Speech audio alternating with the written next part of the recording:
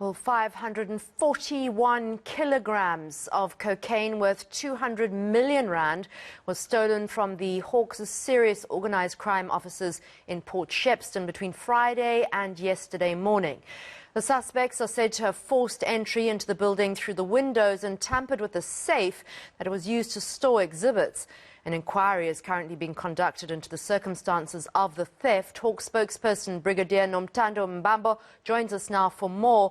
Brigadier, a huge stash of cocaine there. Is that the most secure storage facility that was available to the officers in charge? Good morning, eNCA, and thank you for having me. Yes, the storage where the consignment was placed is indeed the safest one. It is just unfortunate that we had to experience this break-in that when we're conducting our preliminary investigation, it actually shows that whoever or the people who are involved in this theft were most sophisticated criminals and using sophisticated tools. I know it's still early days and you don't like to speculate, but could it possibly have been an inside job?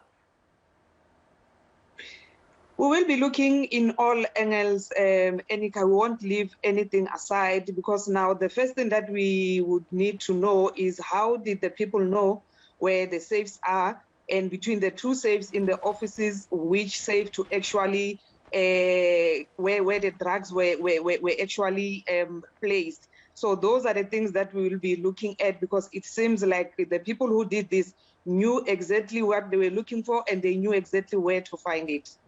And that's a huge amount of cocaine. How did the whoever was in charge of the storage facility realize that there'd been this massive theft? It seems that if it happened between Friday and yesterday, that's quite a long period of time. It is indeed. You realize that now it was the long weekend, the weekend actually. So on Friday, we suspect that it happened after the members knocked off duty, and they only realized on Monday when they reported on duty that actually there was a break-in.